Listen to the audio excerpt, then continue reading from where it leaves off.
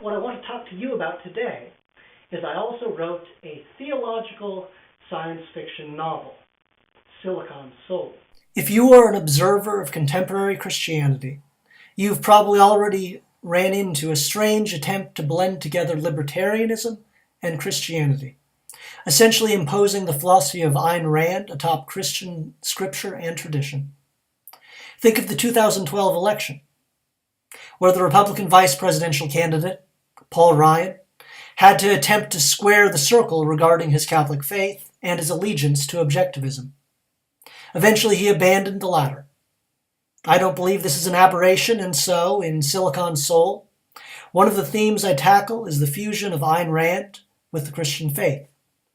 In the person of Paulette Rand and the Christian will movement, we see what happens when Christianity embraces Ayn Rand.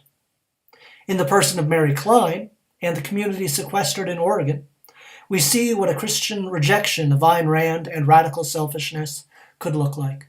Silicon Soul is about the clash between radical selfishness and the witness of Scripture. The hollowed-out version of Christianity practiced by larger society in this novel deifies ego and all selfish drives.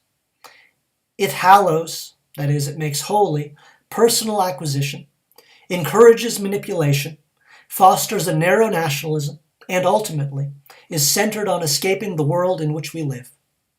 To combat this corruption of the faith, our hero, Mary Klein, turns to many of the other-centered stories found in Scripture, to the radical questions of Job, the border-smashing story of Jonah, and the other-centered parable of the Good Samaritan. Screens are everywhere. In fact, right now, you're watching this video on a screen. When we watch TV, we're encouraged to seek a split-screen experience. Our attention spans are sinking lower and lower. We're currently at 8 seconds, which is 1 second less than a goldfish. Additionally, we've learned of the emotional manipulation experiments done by Facebook and other social media sites, and their effects are astonishing and effective. And at this point, all many people want is a moment to be quiet with their thoughts, not anyone else's thoughts, but their own.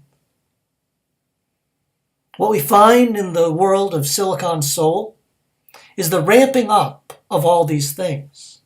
Paulette Rand, an AI built from the works of Ayn Rand, uses all these social media and screen experiences to rule the world.